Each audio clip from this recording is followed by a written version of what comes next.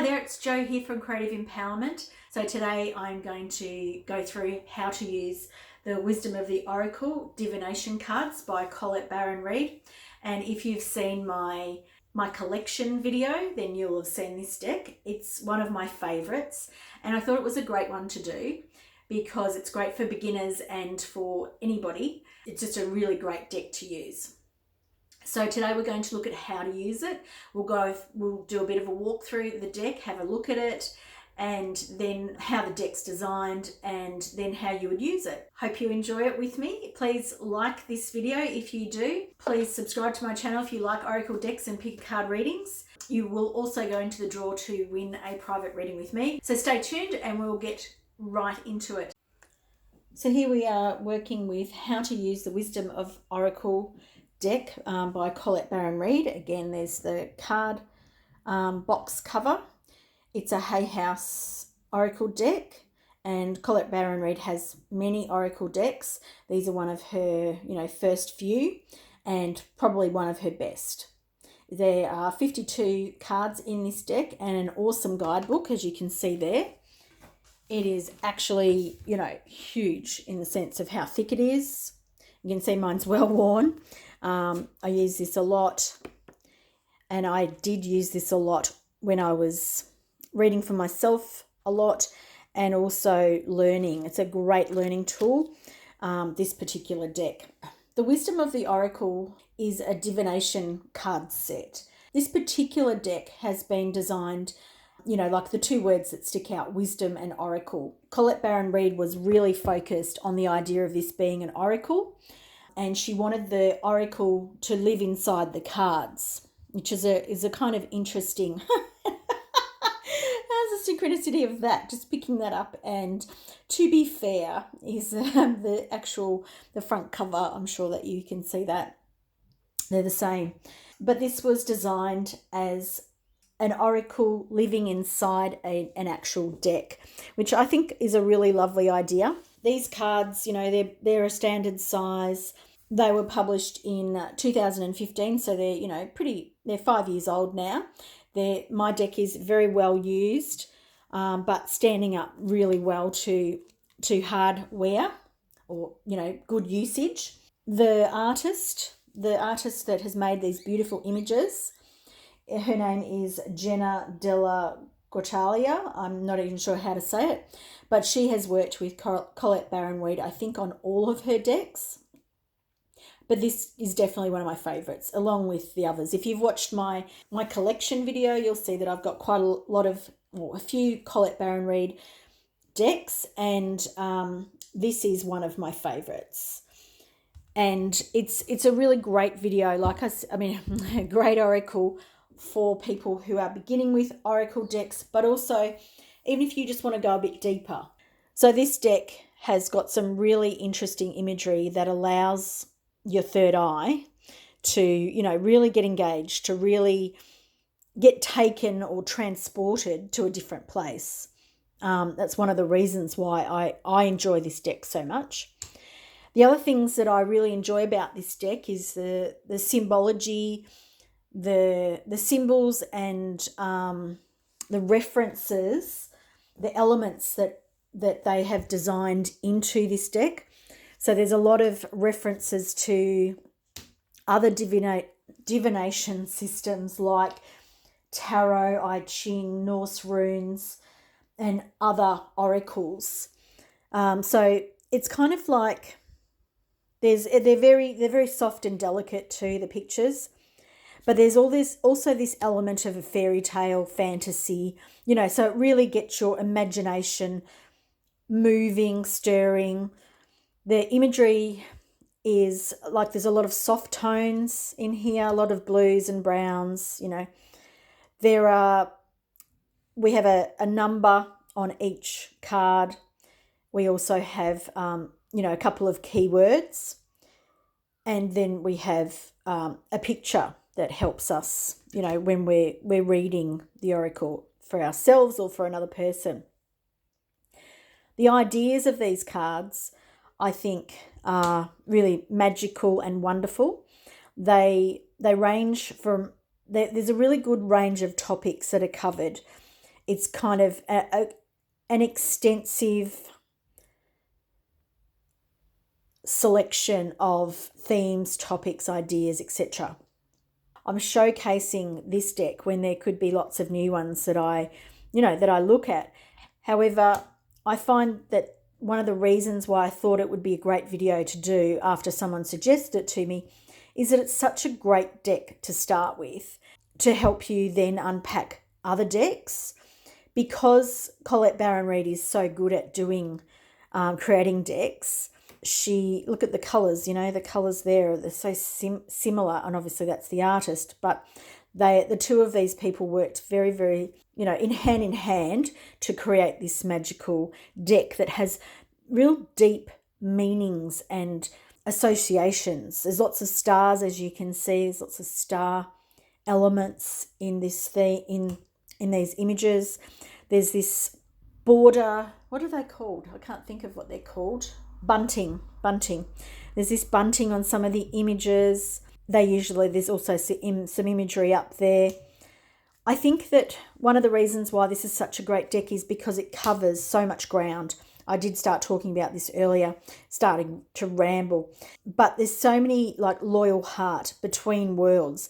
And these couple of words, while a lot of oracle decks have that idea of, giving you some keywords, these are different. I think there's some symbology. There's Colette Baron-Reid talks about the language of an oracle. She talks about, the language of a divination system, and she kind of goes a little bit deeper, or in, some of her decks, I believe she has, because with some of her newer decks, I'm not as much of a fan, but there's always this symbology, keys, hearts, even the idea of the landscape being completely white or in the clouds, the fates again with the stars, and the imagery is there's a surrealness to this imagery. It's obviously computer generated by the artist. I like this image here is got to be one of my favorites. It's the number 13, there's a lot of associations with the numbers, and I find that Colette Baron-Reid uses numerology quite well too. There's a lot of animals in this deck. Again, we've got more animals, more bunting, and all of these things, they form this beautiful language that she creates. Another one of my favorite cards, Truth Be Told. And there's a lot of birds and owls, the idea of higher wisdom coming through.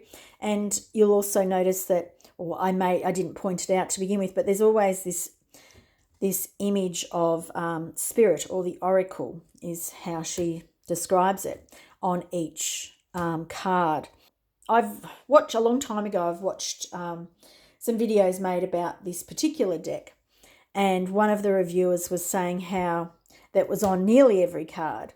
So I actually got my magnifying glass out to check, and I found it on every single card now. Hopefully it is there and I'm just not making stuff up. But I do love the depth of some of these cards. They really speak to me. They're interesting. There's a lot of reflective kind of cards, which I like. There is a lot of movement, a lot of, there's seasonal stuff, there's movement, change, that kind of atmospheric thing happening. There's a lot of imagery for you to be transported in lots of ways, either visually, metaphorically, symbolically. There's a lot to work with in these images. I feel they have quite a lot of depth inside that frame. And so I feel like as a tool of communication, which Colette Baron-Reid really talks about, how she's made these cards and what this oracle has been designed for. And I think that she's been really successful in that. That idea of the face.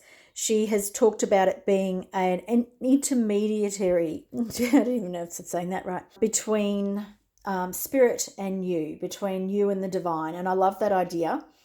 Not everybody likes the face, but I I happen to do that. And one of the things that I find really interesting about this deck is that there are cards like this one that I've never pulled before for myself or anybody else. Each time I use this deck, it becomes renewed or anew, because there are cards that I don't recall, don't remember, and it's like, has that card been there all along? I often say that to myself, where there's other cards that I know very, very well.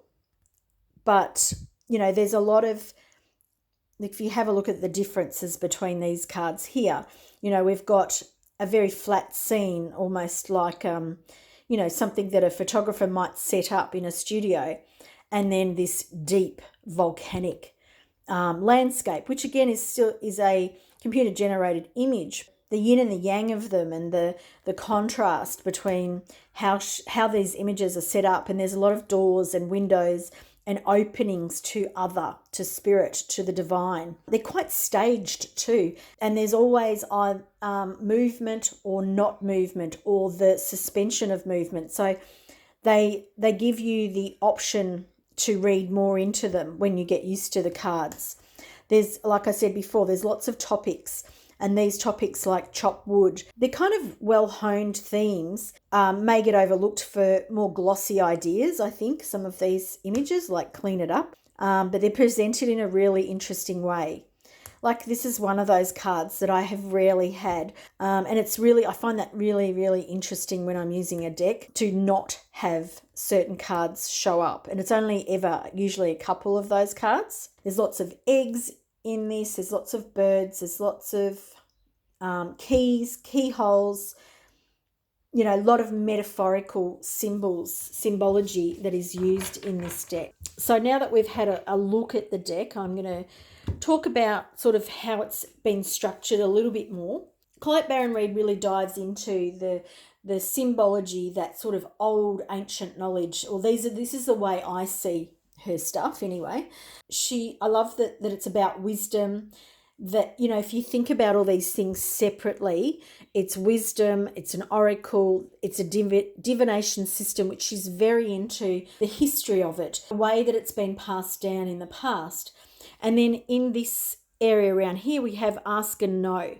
And this deck is extremely good for that. Inside we have ask and know. It's really telling you what this oracle deck is about, and what oracle decks are about. They are about asking and receiving messages from spirit, from the divine. They're about opening up a dialogue, and Colette Baron-Reid is very good at talking about these things. She talks about a note about the cards, and she goes on to what an oracle is, and she likes the unpacking of a word.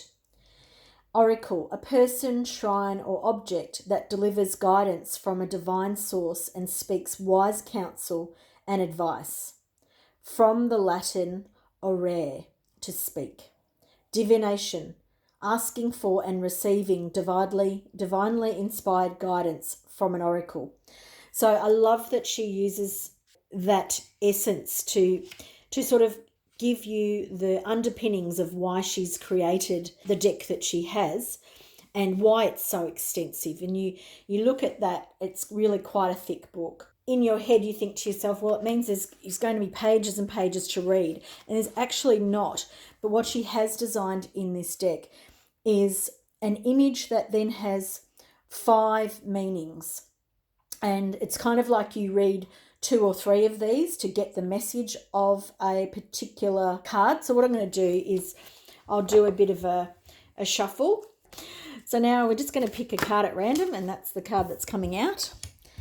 And we have Unfinished Symphony. I'm going to do what you would do if you're new to Oracle decks and you want to know how to use it. This is, using the guidebook. This is using all the things you're given when you buy a deck. So we won't go into any of the things we can see yet.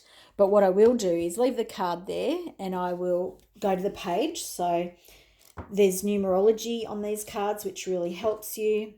The numbers are the guide. Not all Oracle decks have a guide, and sometimes it's really difficult to find the information that you need. So we have Unfinished Symphony, the essential meaning. So in the book, we have an essential meaning, we have the Oracle's message, we have a relationship message, and then we have a prosperity message, and finally a protection message. And I'll go through each one so you understand what they're for and why, how you would use them and why you might use them. So the essential meaning for Unfinished Symphony, which is a card 10. So if you have a think about that, in a sequence, a 10 is kind of like a finished thing.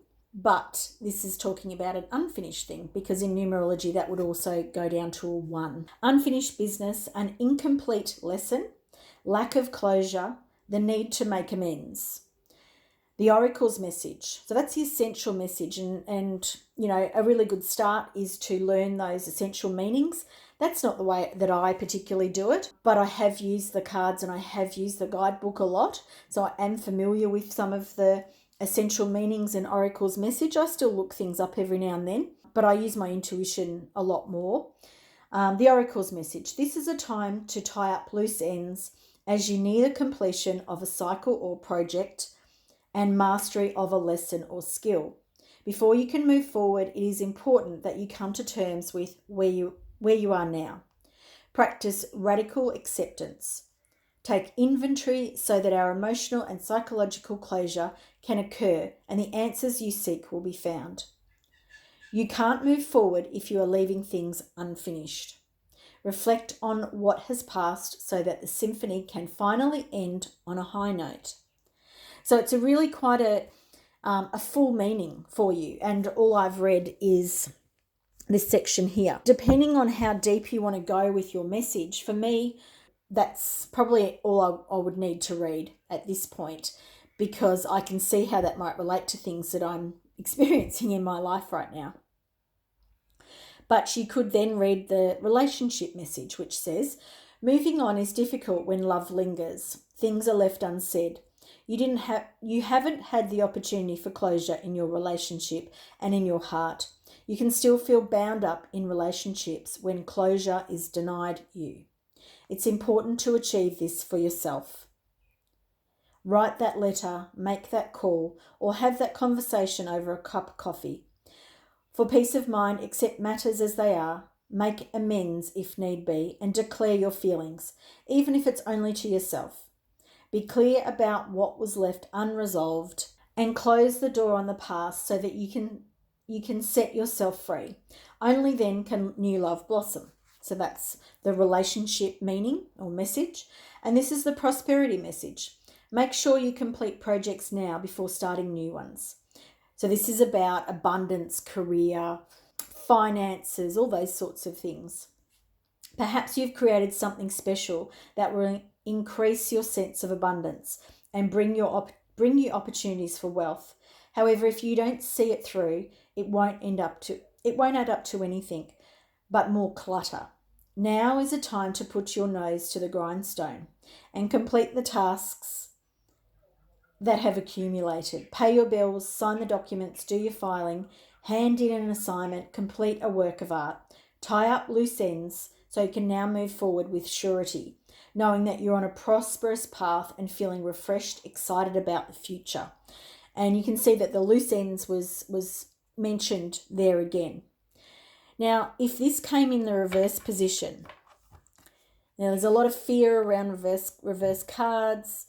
Some people read them and some people don't. I like to read them. I actually think that they're a signpost. They're telling you something really important, and sometimes the reverse card is actually better than the card itself in the message that you're being offered by the divine. And one of the great things about this deck is that Colette Baron-Reid gives you that reversal message, and she calls it a protection message because she sees this as a way of the divine protecting you, because you need this information so that you can move forward in awareness with all the information that you need. So a protection message for this card is, when unfinished business casts a shadow over your life, it is a reminder that procrastination is a form of self-sabotage. It is not in your best interest to stall. Even stumbling forward is better than holding back. Don't overthink things or let yourself get distracted. Just tie up any loose ends and deliver the results. Don't quit before the finish line. Spirit wants you to win. Now, if you look at that card upside down, there's not terribly many clues for an intuitive hit on coming to a finish line. So that's kind of like a message that you probably wouldn't or may not get if you were looking at this card and you didn't know that protection message. Now, Colette Baron-Reid really wants you to use her guidebooks with all of her decks, and that's because, you know, she's spent all that time receiving the messages, designing the decks, and all of that stuff. However, as an intuitive and as someone who uses oracle cards to expand my intuitive awareness and to, like, as a platform to dive in with my third eye, that for me doesn't ring true, because a divination tool is for the person doing the reading to use as they see fit. So for me, the oracle deck is the beginning stage for me to use my gifts. I find these decks to be wonderful for that, but I don't think that you need to be bound by the idea that you need to know the person that decided what this deck meaning was, because I often find that my guides give me information, you know, they'll take me somewhere in the image, and that's what I'm to focus on in that particular reading. Be guided to the elements that suit me on that particular day. And the thing for me that keeps coming up is loose ends, because when I was doing the planning for this video, I flicked through some notes and I saw a page that had loose ends, and I'd literally written some things that I keep putting off, that I keep procrastinating on, all the things that the guidebook as messages for this, you know, whether it's the business one, which is what does she call it, prosperity, she calls it the prosperity message, whether it's the protection one, which it didn't come up in that protection today. If I was coming to this card without the use of the guidebook, I'd be looking at all the clues that are there for me. And that is, you know, the title, the number, because I have studied a little bit of numerology, not a lot. Then I start, you know, then the imagery as well. And sometimes it's just the colours of things. The colours of things can be so important. You know, that dreamy imagery in the background. And then there's that light that's coming in on top of those clouds. It talks of a bright future. It talks of not seeing the ends and not seeing the beginnings of something. So it's kind of like you're at this stage in the middle. So for me, they're the things that talk to me. You know, pattern and repetition, the keys, the black and white. You know, we see things in black and white sometimes, particularly if it's something that we're struggling with, if it's something that we can't see how to finish it, if we can't see how to tie up those loose ends, if we can't see our way forward. The other thing that this talks to me about is using music as a way of unblocking, you know, where you feel like you might be. The imagery of the music comes up and then it starts floating all over the place. So for me, that's an element, sorry about me where I'm holding the card. So for me, that's kind of like a disruption in the movement forward. And that's why it's getting that unfinished sense, because you can see this little harlequin type character that we've got there. She's kind of, I don't know, in a thoughtful pose, but there's a bit of attitude there, and there's a lot of activity around the head. So for me, that's kind of overthinking, not knowing the way forward, and it's pretty chaotic what she's wearing to me. The colours are kind of clashing, there's a lot going on. So, you know, if you want to dive into these cards, there's so many ways to dive in. And once you start looking, you start getting pulled in different directions, but not always, because that's your intuition and your guidance coming in, telling you what's important to look at for that day and for that reading, whether it's for yourself or someone else. We also have birds, and we have birds that are out of balance. We also have, you know, this piano key thing. It's wobbly, it goes up and down, but it is on a trajectory forwards and upwards and into that light. So all these things matter. All of these things mean something. Our psychic awareness gives us these clues, even though we might not be aware of what those things, like I'm talking about it very specifically now, but when you're looking at the card and you start looking at it intuitively, these things just start popping up for you. And your guides might have a different way of a language of talking to you. So they might not be the way that I'm, describing what's happening here for me. But your guides might lead you to, the bird doing a dive. I think that's what the bird is doing. No, it's not. It's actually going that way. Anyway, what I'm getting at is you might be drawn to other things. You might be drawn to the treble clef on sitting with her. What is that? Why is that sitting out on her right side? What is the meaning of that? You could go on forever in some of these cards. And I think that's the joy of using them, is looking at everything, like the landscape, where it's situated. She's smack bang in the middle. She's floating in the air. So there's this sense of not being grounded. There's a sense of not being able to achieve what you want to achieve because there's a lot of thought happening, which is an air idea. It's not grounded in the real world. And for me, there is a frustration, and particularly with the person. But all of the clues are the things that give you that information. These cards are a real gift to someone reading them, and a real great deck for beginners. Let's see if I pick another card and just do that intuitive part of it, not do the full reading that Colette Baron-Reid has, but just another deck. Like the Clean It Up card. Again, we've got a real airy kind of landscape going on. We've got the bunting. The bunting has some clock imagery in it, which to me tells us that there's a time factor here, or that we need to pay attention to, to the timing of things. We've got the number again, which can be symbolic in many different ways. It could be that number's important for the person you're reading for yourself. We have dust being moved and stars being ruffled up. We have quite a stormy kind of background happening here, and a bit of a bleak, stony or rocky, foundation.